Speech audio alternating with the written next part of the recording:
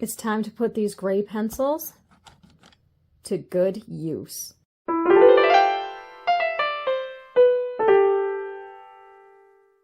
Hi, Shanna Rowe Jackson here from Caution Artist at Play. Welcome back to my channel. Today I'm doing something a little bit different. I am going to be working in colored pencils, but there's a catch. I am only using grays, black, and white to complete this piece. And I am using mostly my Prismacolor colored pencils and a few of the Derwent Drawing as well as some of the Caran d'Ache Luminance. And this video was not sponsored by any of the companies mentioned. I basically just chose the soft pencils that I had the most variety in. Now, Prismacolor has a great range of black and white and gray colored pencils in their line, and this is the pencil that I first learned in. Now, I'm not a huge fan of the quality control with Prismacolor, but I really do love their gray pencils, and they are surprisingly light fast. They're all between a 1 and a 2, which is great for Prismacolor. It's part of their line that's actually very light fast, so you don't have to worry about that aspect of it. But if you don't have Prismacolors, that's fine. If you have another brand preference, I just really love this exercise. I know that the Polychromos also have quite a few grays in their line, and Holbein also has a lot of grays. I don't have a lot of the Holbein grays, and I didn't want to use my Polychromos today because I have been really trying to stay away from my harder pencils because they're harder on my hands, and I find that I work much quicker when I'm working with my softer colored pencils. So use whatever brand that you like, and let's get down to why I like doing this technique. I have been doing this technique for years, since 2014 when I started in colored pencil.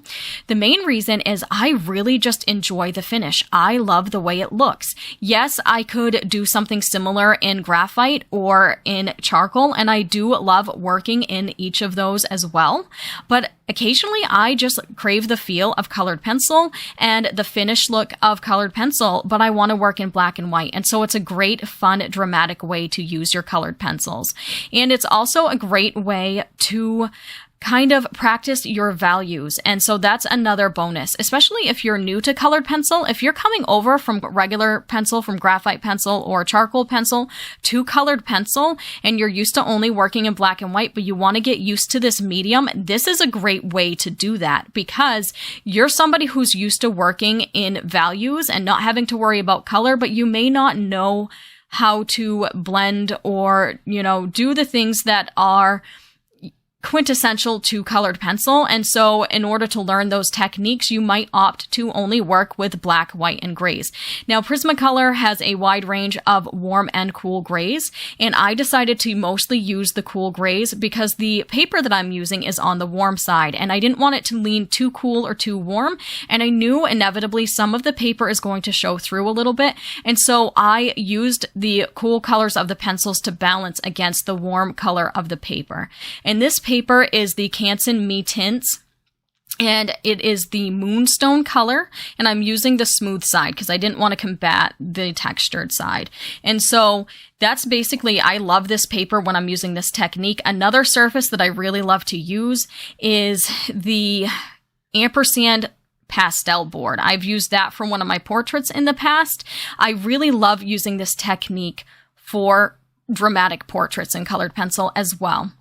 In fact, I think that's the main way that I've used this in the past. I've done a commission this way. I've done a couple self-portraits this way, a portrait of my nephew. I'm not sure if I've ever actually done like an object or a scene like this way. And so it's been a while since I've done it.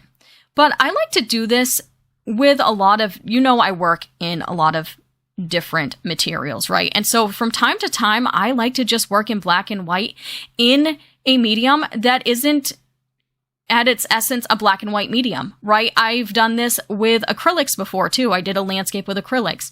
I've done this technique as underpaintings numerous times as well. And when I do that, a lot of times I'll scan in the black and white version and sell a print of that too, because I love the black and white version as well before I glaze color over it. And so it is a really great way to practice values no matter what medium you're working in. But for me, I just love the waxy finish of colored pencil, and it just brings a different look to the piece than if I were to do it in just graphite or in charcoal. And again, I do like to work with those materials as well, but sometimes I just want to pull out my colored pencils.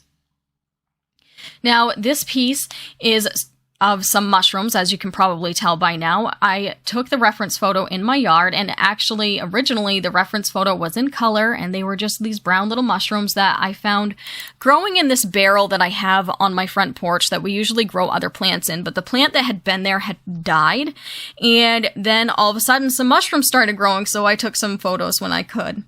In the foreground, I had to change up a little bit, and so you're going to see that later. I get a little bit messy with that. And of course, like most of my work, I started with the background first, and then I started working on the subjects. And I went back and forth between the mushrooms. I did a lot of burnishing in this, but you'll also see me come in with a Prismacolor blending marker from time to time.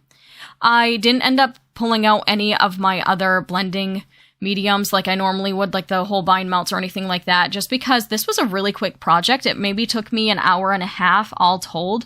There was 2 sessions because I had started it kind of late at night, and then I had to go to bed, and then I had to go to work for a few days, and then I came back to it after, and it really did not take me very long. That's another benefit to working with the softer pencils. And of course, when you're working with waxier pencils, it's much easier to burnish, and again, it's not as hard on your hand.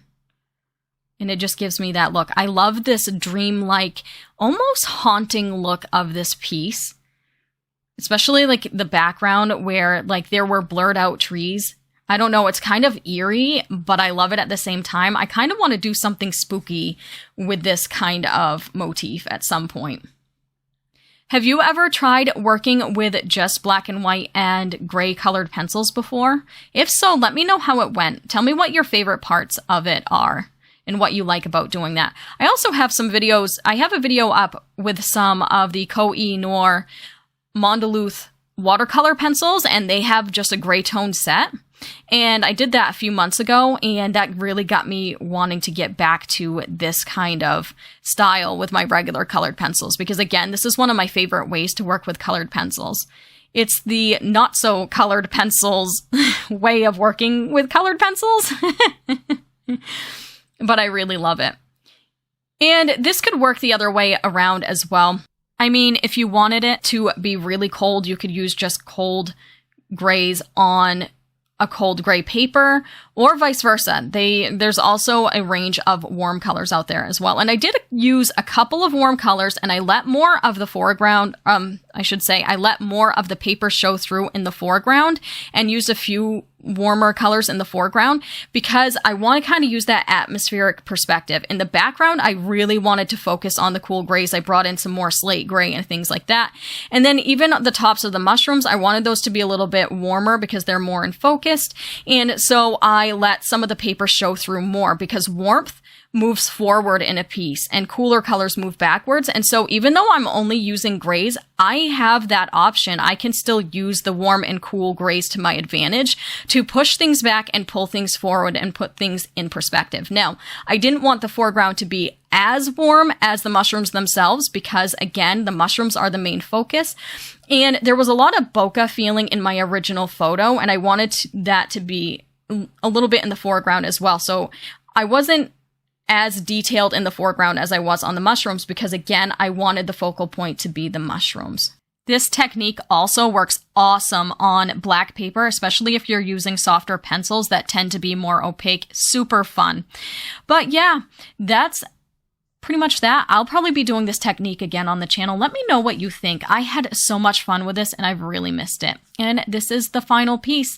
Let me know what you think in the comments below. Have you ever tried this technique or would you ever try it? Thank you so much for watching. I will see you next week. Have a fantastic day. Bye. Wait, don't go away just yet. If you liked this video, you're sure to like this one too. Also, don't forget to hit subscribe.